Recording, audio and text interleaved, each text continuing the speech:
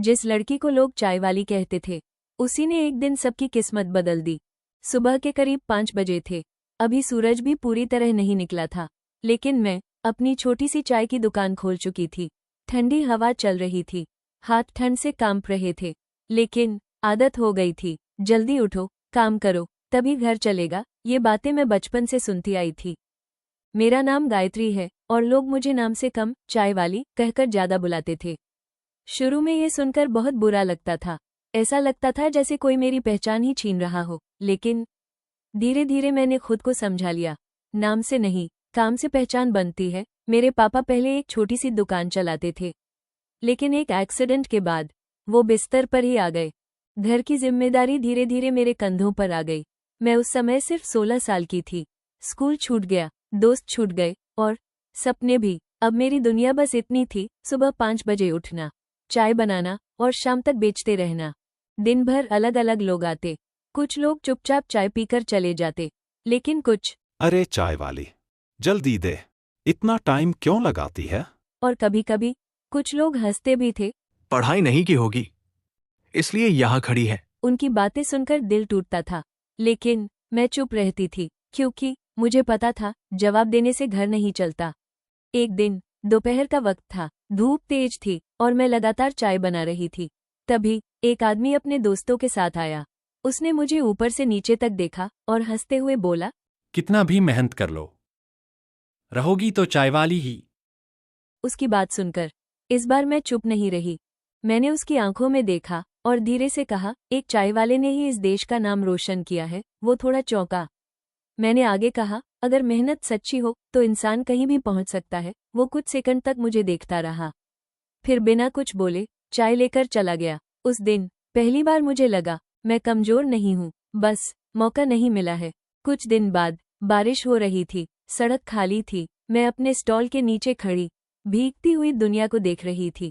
तभी एक बड़ी सी गाड़ी मेरे सामने आकर रुकी। उसमें से एक आदमी उतरा, साफ सुथरे कपड़े, शांत चेहरा। वो मेरे पास आया। एक चाय मिलेगी? मैंने जल्दी से चाय बनाई। उसने पहला घूंट लिया और कुछ सेकंड के लिए चुप हो गया, फिर हल्का सा मुस्कुराया। इतनी सच्ची चाय बहुत कम मिलती है। मैं थोड़ा हैरान हुई। उसने पूछा, तुम पढ़ाई करती हो? मैंने सिर झुका लिया। नहीं। क्यों? घर संभालना पड़ता है। वो कुछ देर तक चुप रहा, फिर बोला, अगर मौका मिले तो पढ़ना चाहोगी? मैंने तुरंत कहा, हाँ। उस दिन वो चला गया, लेकिन उसकी बात मेरे दिल में रह गई।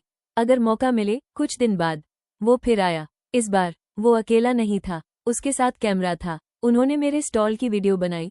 मैं थोड़ा घबरा गई, ये क्या हो रहा है? वो मुस्कुराया। तुम्हारी मेहनत दुनिया को दिखा रहे हैं। मुझे कुछ समझ नहीं आया, लेकिन अगले ही दिन सब कुछ बदल गया। मेरे स्टॉल पर भीड़ लग गई। लोग सिर्फ चाय पीने नहीं, मुझे देखने आ रहे थे। कोई कह रहा था, यही है वो लड़की। कोई वीडियो बना रहा था, कोई फोटो ले रहा था। मैं समझ नहीं पा रही थी। तभी वही आदमी आया और बोला, तुम वायरल हो चुकी हो। मेरे हाथ कांप गए। लेकिन अब क्या होगा? वो मुस्कुराया। अब तुम्हारी जिंदगी बदलेगी। धीरे धीरे मेरी छोटी सी चाय की दुकान एक पहचान बन गई। लोग दूर दूर से आने लगे, ऑर्डर आने लगे और पहली बार मेरे हाथ में इतने पैसे आए जितने मैंने कभी सोचे भी नहीं थे। मैंने सबसे पहले अपने पापा का इलाज करवाया। उनकी हालत सुधरने लगी। मम्मी के चेहरे पर सालों बाद मुस्कान आई। लेकिन मेरे अंदर अभी भी एक सपना बाकी था, पढ़ाई। मैंने उसी आदमी से कहा, मुझे पढ़ना है। उसने बिना सोचे कहा, तुम्हें कोई नहीं रोक सकता। उसने मेरा दाखिला करवाया। मैं दिन में पढ़ती और शाम को अपने स्टॉल पर काम करती।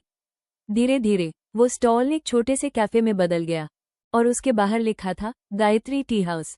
पहली बार मैंने अपना नाम गर्व से पढ़ा। समय बीतता गया, मैंने अपनी पढ़ाई पूरी की और अपने काम को और आगे बढ़ाया।